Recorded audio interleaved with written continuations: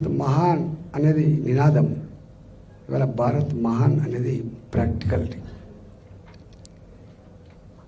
రెండవది, మన అంతర్జాతీయ పాలసీ కూడా మోడీ గారి బిఫోర్ మోకరిల్లే ఫిలాసఫీ, మోకరిల్లే పద్ధతి. అయితే రష్యాకు మోకరిల్లుడు, లేకపోతే అమెరికాకు మోకరిల్లుడు తప్ప నీ సొంత దేశ ప్రయోజనాలని కాపాడుకునే ప్రయత్నం ఎప్పుడు చేయలే. మొన్న మీరు ఈ మధ్య పరిణామాలు చూస్తే ఇజ్రాయిల్ వర్సెస్ పాలస్తీనా యుద్ధం జరిగితే ఎప్పుడు మనం పాలస్తీనాకే మద్దతు ఇచ్చేది. ఆసర్ అరఫాత్ గురించే మాట్లాడేది మనం. కానీ మొన్నటిసారి ఫస్ట్ టైం హమాస్ చేసినటువంటి పని ఇది ధర్మమైన పని కాదు, దీన్ని మేము ఖండిస్తున్నాం. ఈ సందర్భంగా మేము ఇజ్రాయెల్కే అండగా ఉంటామన్నటువంటి మాట నాకు తెలిసి దేశ చరిత్రలో మొట్టమొదటిసారిగా ఆ స్టాండ్ తీసుకుంది మోడీ గారు మాత్రమే. ఈ సాహసం వచ్చింది. మొన్న మధ్య ఆ యుద్ధం మొదలైన తర్వాత ఆంక్షలు పెట్టింది అమెరికా. ఇరాన్ నుంచి ఎవరు కొనుగోలు చేయొద్దని చెప్పి ఆంక్షలు పెడితే నథింగ్ డూయింగ్, 100% మేము ఇరాన్ దగ్గర తెచ్చుకుంటాం, గ్యాస్ తెచ్చుకుంటాం, పెట్రోల్, మేము ఎవరి షరతులకు లొంగే దేశం కాదని చెప్పి ముఖం మీద కొట్టినట్టు చెప్పి మన ప్రజలను కాపాడినటువంటి వ్యక్తి నరేంద్ర మోడీ గారు. మొన్నటిసారి అంతకుముందు రష్యా ఉక్రెయిన్ యుద్ధం జరిగినప్పుడు కూడా సేమ్ జరిగింది, ఇలాంటి ఆంక్షలు పెట్టింది. కానీ ఎక్కడ మనం రష్యా నుంచి తెచ్చుకునేటువంటి గ్యాస్ కానీ పెట్రోల్ కానీ ఆపలే మనం. అర్థం ఏంటంటే మనకంటూ ఒక స్వతంత్ర ప్రతిపత్తి కలిగినటువంటి విదేశీ విధానం ఉందనేది ఈ మధ్య కాలంలో ప్రపంచానికి అర్థమైపోయింది.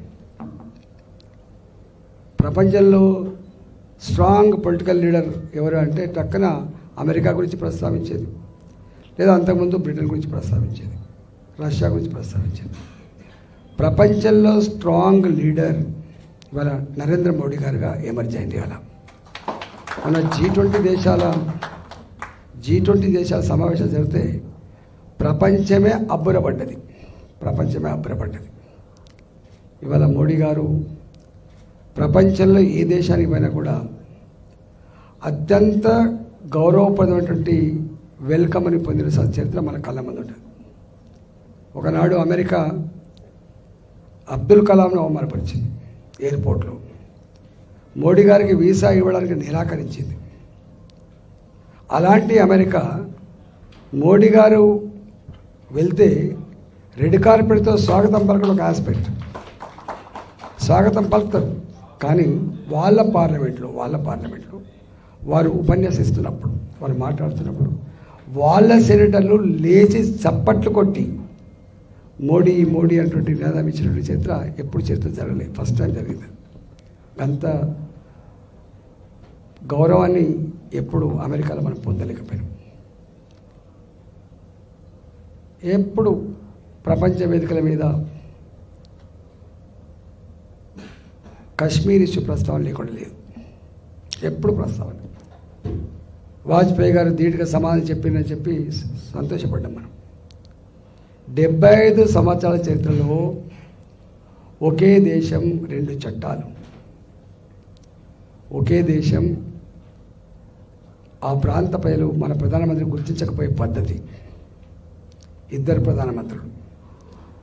దీనికి చరమగీతం పడాలని చెప్పి ఈ అపీజ్మెంట్ పాలసీ పనికిరాదని, స్టబ్బన్నగా ఉండకపోతే దేశాన్ని కాపాడుకోలేమని, ఈ జమ్మూ అండ్ కాశ్మీర్లో జరిగిన నరమేధం అంతం కావాలంటే దానికి ఒకటే పరిష్కారం అని 370 ఆర్టికల్ రద్దు చేసి ప్రపంచంలో ఏ దేశం కూడా జమ్మూ అండ్ కాశ్మీర్ ప్రస్తావన చేయకుండా చెంప చెల్లు అనిపించిన వ్యక్తి మోడీ గారు.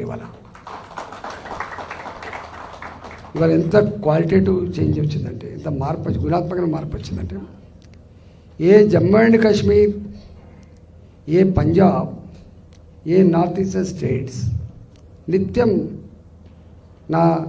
నా ప్రాంతం సపరేట్ కావాలి, ఖలిస్తాన్ కావాలి, నాది జమ్మూ అండ్ కాశ్మీర్ సెపరేట్ దేశం కావాలంటే ఉద్యమాలు అవుతున్నాయో ఇవాళ ఎక్కడ ఆ ఉద్యమాలు కాదు కదా, పక్కకున్న పాకిస్తాన్లో బలూచిస్తాన్, పాకిస్తాన్ ఆక్యుపైడ్ కాశ్మీర్, ఆ ప్రాంతంలో ఉన్న ప్రజలు మేము కూడా భారత్లో ఉంటే బాగుండేటువంటి నినాదాలు ఉద్యమాలు జరుగుతున్నాయంటే భారత్ యొక్క కీర్తి పతాక ఎక్కడ దాకా వచ్చింది మనకు చెప్పచ్చు. మరి ఇంత జరుగుతున్నా మరి ప్రపంచ దేశాలు ఇట్లా అంగీకరిస్తాయంటే అంగీకరించవు. వట్టి కార్పొరేటర్ పోస్టు ఇక్కడ 10 మంది పోటీ పడుతుంటారు, ఒకరికొకరు ఎట్లా డ్యామేజ్ చేసుకొని చూస్తూ ఉంటారు. ఇవాళ నరేంద్ర మోడీ గారి కీర్తి, భారతదేశం యొక్క ఔన్నత్యం ప్రపంచంలో పెరుగుతున్న ఈ సందర్భంలో దీన్ని ఎట్లా డీస్టెబిలైజ్ చేయాలన్నటువంటి కుట్రలు కుతంత్రాలు కూడా ఉంటాయి.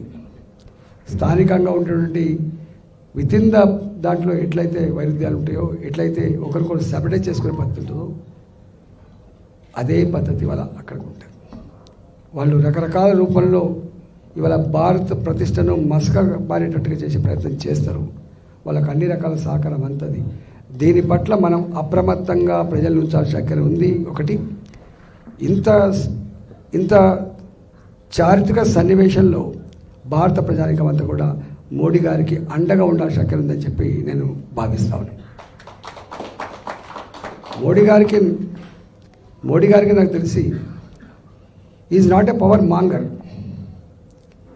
ఆయనకు పవర్ ఓరియంటెడ్ పాలిటిక్స్ చేయాల్సిన అక్కడ అంతకంటే కూడా లేదు. ఎందుకంటే ఒకసారి ప్రధానమంత్రి అయినా, 2 సార్లు ప్రధానమంత్రి అయినా, మేము కూడా మంత్రులు చేసిన కాబట్టి మాకు తెలుస్తుంది. బయట నుంచి చూసినప్పుడు చాలా ఇట్లా అనిపిస్తుంది, కానీ లోపలికి పోయి చూస్తే గింతే ఉంటుంది, ఏమి ఉండదు పెద్ద గొప్పతనం. ఇవాళ 10 సంవత్సరాల తర్వాత వారికి మళ్ళీ ప్రధానమంత్రి కావాలనే కోరిక కంటే కూడా ఈ 10 సంవత్సరాల చరిత్ర చూసిన తర్వాత మోడీ మళ్ళీ ప్రధానమంత్రి కావాలన్నటువంటి అవసరం భారత ప్రజానికానికి ఉందనేది సత్యం.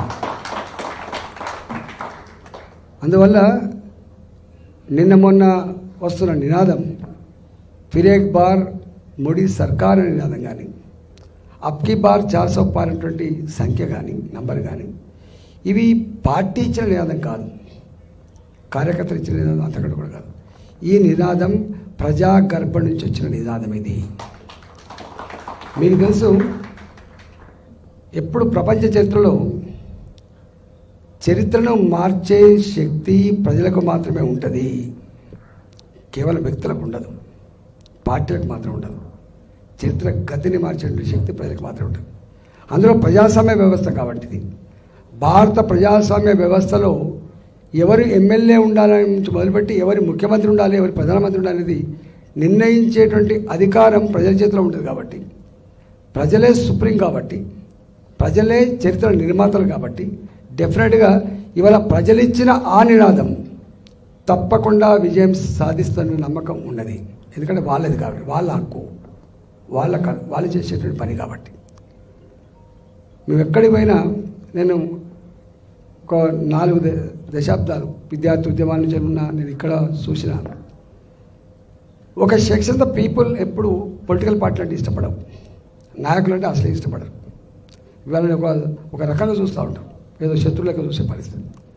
ఏ ఎలీట్ సెక్షన్స్, ఏ ఉన్నత వర్గం అని చెప్పి మనం భావిస్తామో అలాంటి సెక్షన్స్ ఫస్ట్ టైం బయటకు వచ్చి ఈసారి మేము మోడీ గారికి కొట్టేస్తామనేటువంటి స్థాయికి వచ్చింది. ఇది పెద్ద క్వాలిటేటివ్ చేంజ్.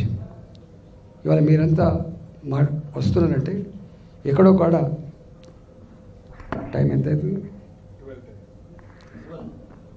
ఎక్కడో కాడ ఇష్టం ఉంటేనే వస్తాం మనం.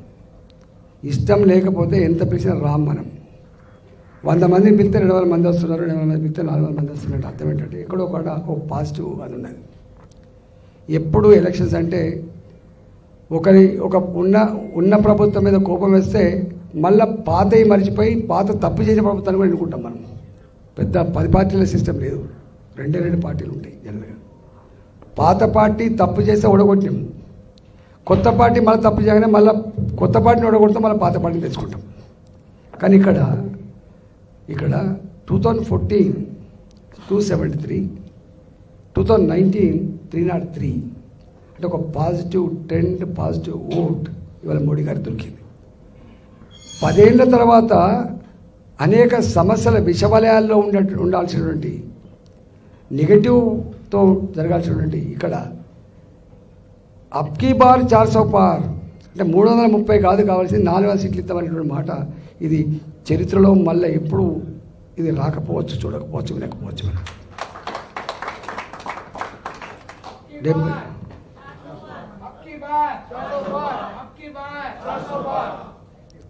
అందువల్ల ఇక్కడ ఇంటర్నల్గా ఎన్ని కుట్రలు, ఎన్ని కుతంత్రాలు, అంటే అడ్డగోలు పద్ధతులు, వాటికి నాకంటే ఎక్కువ మీకు ఎరక, వాటి జోలికి నింపోను. కానీ ఒక్కటి మాత్రం సత్యం, ప్రజలకు ఒక భావన వచ్చింది. ఇవాళ రాజకీయ నాయకులు గొప్పవాళ్ళైతే యథా రాజా తదా ప్రజలాగా నడిచి ఆస్కారం ఉంటుంది. కాబట్టి ఇవాళ మోడీ గారు వచ్చిన తర్వాత నాయకుల మీద గౌరవం పెరిగింది, పార్టీల మీద గౌరవం పెరిగింది, ప్రభుత్వాల మీద విశ్వాసం పెరిగింది. అది చాలా తక్కువ. అంటే ప్రజాస్వామ్యం మీద విశ్వాసం సన్నగిలుతున్న ఈ రోజులలో ఇది పెరిగింది. ఇంకొకటి విరుకొట్ట ఆఖ్యలు ఉన్నది, ఇవాళ ధనస్వామ్యం దానికి రిలేటెడ్ ఉన్నటువంటి అనేక అంశాలు ఉన్నాయి. డబ్బున్నవాడే ఎమ్మెల్యే, డబ్బున్నవాడే ఎంపీ అనేటువంటిది పోగొట్టేటువంటిది ఈ కర్తవ్యం కూడా భారతీయ జనతా పార్టీ చేస్తుందని విశ్వసిస్తున్నా. అది మోడీ గారి నాయకత్వంలోనే సాధ్యమవుతుందని చెప్పి భావిస్తున్నాం, లేకపోతే సాధ్యం కాదు. మనం చూస్తున్నాం ఎక్కడేది కలుగు ఎక్కడి కథ. పొలిటికల్ లీడర్ అంటోడు ఓ సోషల్ సైంటిస్ట్ అని చెప్పి గర్వపడ్డాం మనం.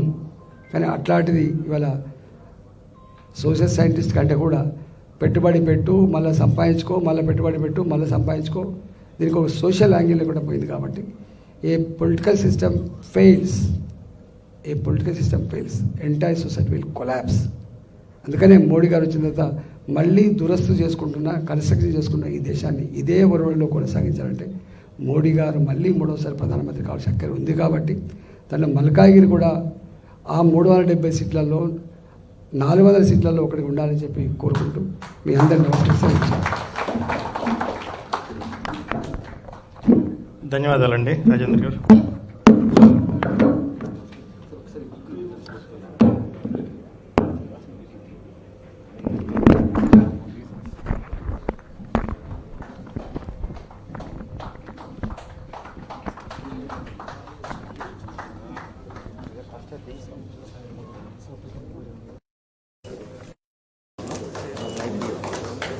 Video.